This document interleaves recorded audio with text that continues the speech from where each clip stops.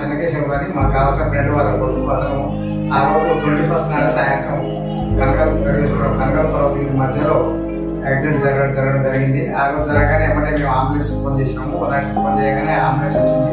అక్కడి నుంచి గవర్నమెంట్ హాస్పిటల్స్కి పోతే అక్కడ కొంచెం వాళ్ళు రెఫర్ చేసి అక్కడ మేడం ఉంది, ఇక్కడ కొంచెం ప్రాబ్లం ఉంది, హెడ్ ఇంజరీ కాబట్టి మీరు ఐకాన్ హాస్పిటల్ తీసుకోమని మాకు రిఫర్ చేసింది.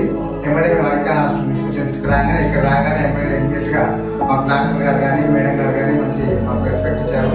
ఏమంటే అక్కడి నుంచి డైరెక్ట్ ఐసీలో తీసుకెళ్లారు. ఒక రోజు 21st 22nd వరకు ఒక రోజు ఐసీలో ఉంచారు. ఆ తర్వాత మళ్ళీ ఇక్కడ నుంచి షిఫ్ట్ చేసారు, కిందికి జనరల్ వార్డ్ షిఫ్ట్ చేసారు. మాకు మంచిగా రెస్పెక్ట్ ఇచ్చారు. డాక్టర్ గారు అయినా మెడిసిన్ విషయంలో అయినా కానీ హాస్పిటల్ విషయంలో కానీ అందరూ ప్రతి ఒక్కరు కూడా మంచి రెస్పెక్ట్ ఇచ్చి మంచి ఏమంటే సర్జరీ అతను బ్లడ్కు చేసారు. సర్జరీ బ్లడ్ అనేది పోకుండా దాన్ని ఆగబట్టి ఏమంటే సర్జరీ చేసారు, కుట్లేసారు.